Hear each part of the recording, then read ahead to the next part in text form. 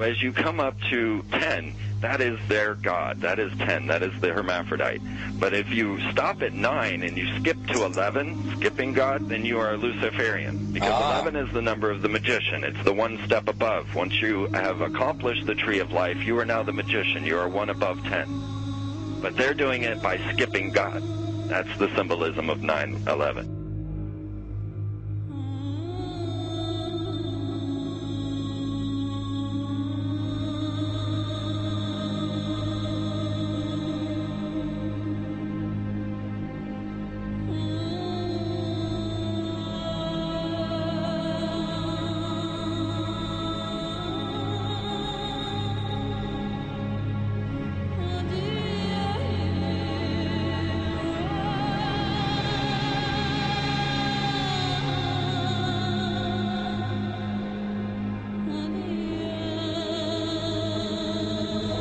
It is a big idea, a new world order. We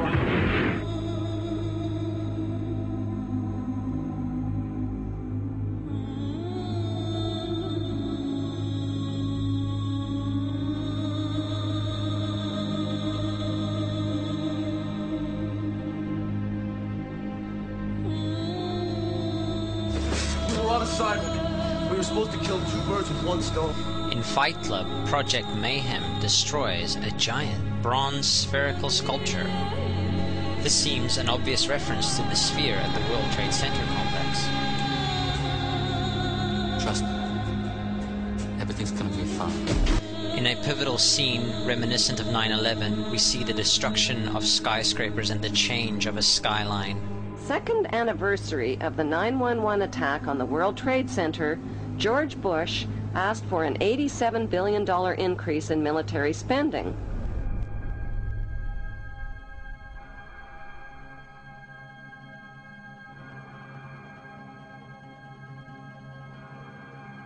In 1904, Crowley would receive the Book of the Law soon after meditating in the King's Chamber of the Great Pyramid. He claimed he had been contacted by a being called Aiwass. Crowley would also use this symbol in his work. Some of its meanings are said to include a reference to the number 77 in Hebrew and a connection to the god Pan. Crowley made this drawing of a non-human intelligence he saw during a ritual. Synchronous 23 has made the connection between Aiwass and the Wizard of Oz, and has further pointed out the similarities between Crowley's grey alien-like drawing and the depiction of the projection of the Wizard of Oz in the film version.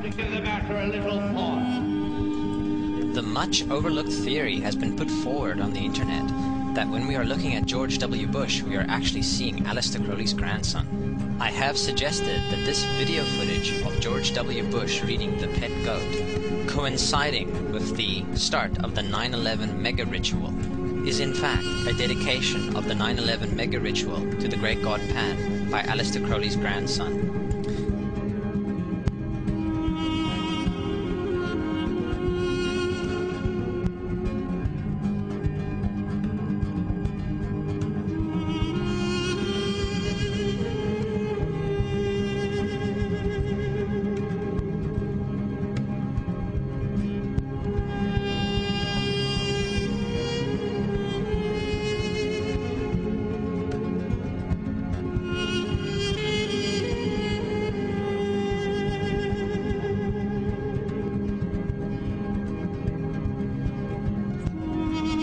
Things get a little weird. This is the 1978 version of The Wizard of Oz, The Wiz. Again, we see the Emerald City connected to New York. On arriving at the end of the Yellow Brick Road, Dorothy and her companions go through the circular portal. Through the door, we see 3 pyramids. Behind the pyramid shape, in between the pyramid pillars of the World Trade Center, we see the sphere, the representation of the Kaaba.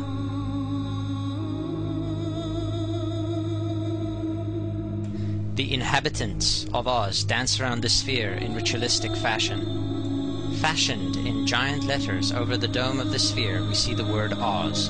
Oz, symbols of Pan and Aiwass, seen smack at the heart, where the new Aeon was ushered in, and and where the Stargate was opened.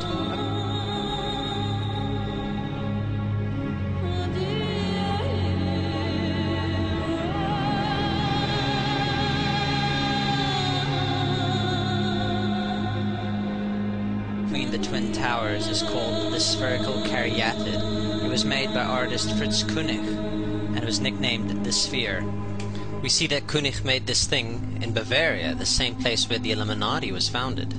The most interesting fact about the placement of the Sphere at the World Trade Center Plaza has to be that architect and designer of the World Trade Center, Minoru Yamasaki, intended the plaza itself to be a representation of the Grand Mosque of Mecca, the Sphere in particular taking the place of the Kaaba.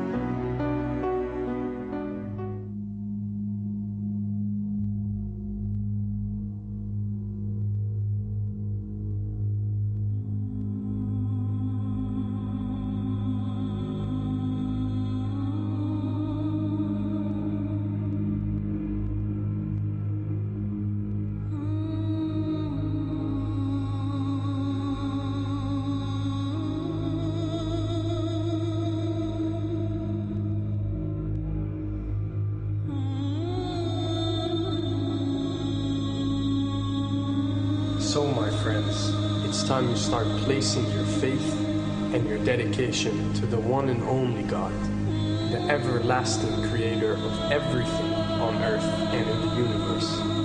He is greater than anything our minds can comprehend. Do you know how many times Muslims are required to circle the Kaaba when they visit it? 7 times, each counterclockwise. Would you like to know why? You see, what binds us as humans to this life and to this dimension and to this earth is the limits of time and space. We are bound to this dimension and this reality through time and space. Hence, if one wants to leave this dimension or leave this reality, he needs to break away from time and space.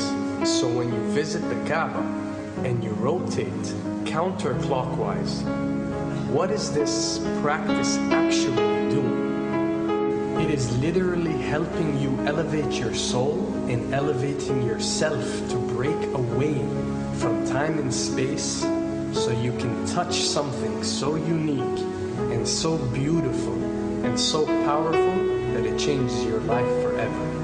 And if you don't believe me, ask anyone who has visited the Kaaba how he or she felt or how their lives have changed ever since.